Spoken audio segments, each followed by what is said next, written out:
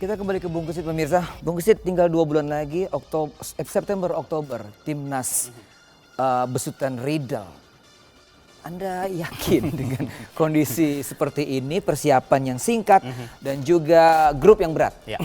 Ya, kondisi yang serba tidak mengenakan tentunya Bung Boy buat tim nasional Indonesia, tim senior yang akan menghadapi Piala AFF ya bulan November di Filipina.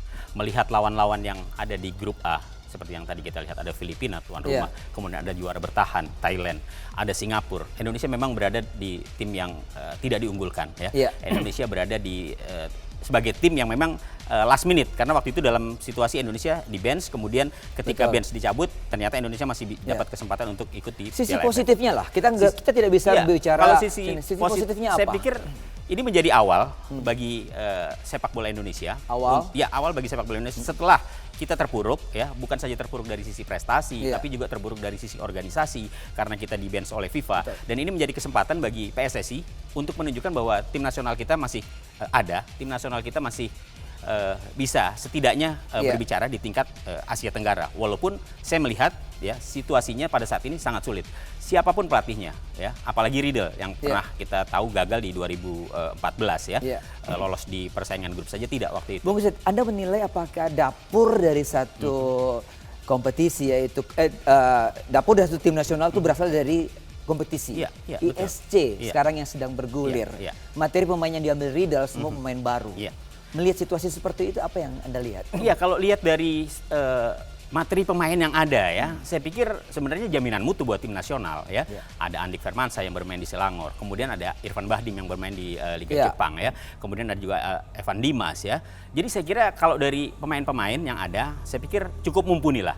Nah, persoalannya adalah ketika mereka semuanya ya, hampir 99% kecuali Andik itu tidak mengikuti kompetisi yang benar-benar kompetitif. Ya, kita memang ada pertandingan, kita punya turnamen, tapi kan ini sekelas turnamen, tidak ada promosi, tidak ada degradasi. Tekanannya sangat beda ketika ada kompetisi. Jadi kembali seperti statement Anda semula, kita harus realistis juga. Saya kira sikap walaupun yang kita paling, sangat mencintai timnas.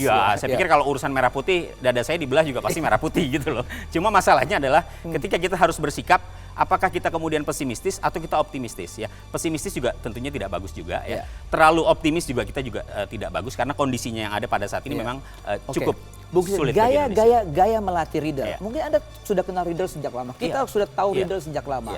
Dengan materi yang ada, dengan memanggil lagi pemain-pemain yang juga dia ketahui seperti tadi.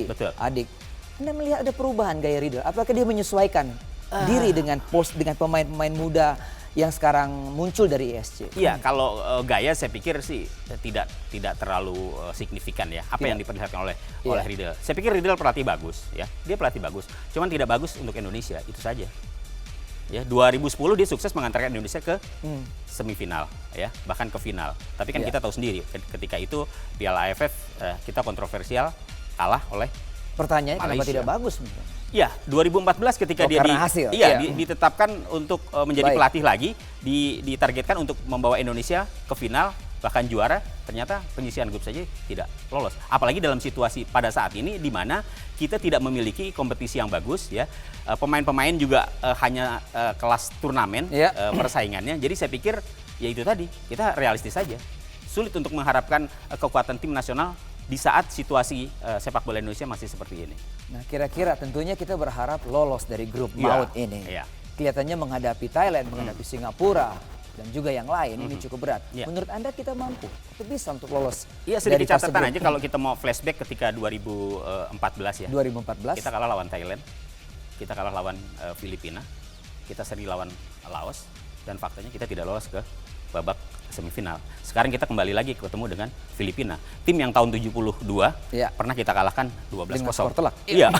Kemudian sekarang Filipina bukan Filipina yang dulu. Filipina sekarang adalah Filipina yang sangat kuat. Dia punya, kita tahu mungkin ada James yang husband dan juga Phil yang husband ya, dua pemain yang sangat bagus di Filipina dan menjadi motor utama bagi tim Filipina. Baik, Bung Kesit. Jadi kesimpulan kita sore hari ini, perbincangan kita ya kita harus realistis. Iya, saya pikir itu yang paling pas. Dengan materi yang ada, dengan persiapan yang ada, kita berikan dorongan saja kepada semua Karena kalau kita, dan U23. Betul, kalau kita terlalu berharap banyak juga nanti hasilnya nggak bagus, kita yang sakit hati. Untuk tampil maksimal.